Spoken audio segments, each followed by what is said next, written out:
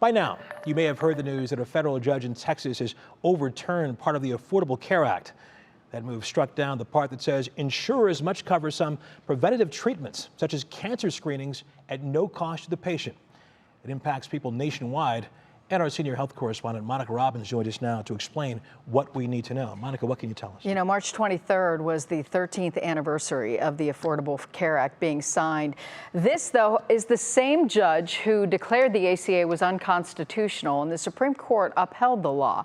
Well, last September, he ruled the ACA requirement that employers cover medication to prevent HIV violates the Religious Freedom Restoration Act. Yesterday, he shot down more preventative care measures. So here's what you need to know.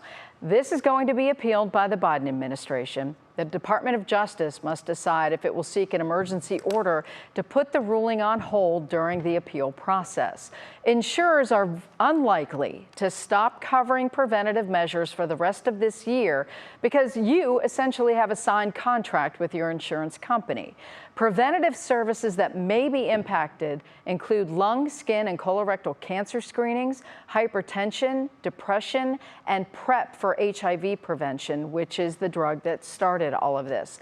Now, the judge's decision does not apply to contraception, vaccines, child autism and vision screenings, well baby visits, and mammograms. But bottom line, if you need a screening, you might want to make your appointment sooner rather than later and double check with your insurance carrier. Of course, the Affordable Health Care Act, also known as Obamacare, has faced many a challenge over the past few years and is able to beat back most of them. Does this have a chance of passing? Yeah, that's the $64 million question, really. If it goes to the Supreme Court, it would be the fourth time the ACA has been challenged. The court has upheld it in the past, most recently in 2021. But in their last decision, they did not preclude future challenges. And here we go again.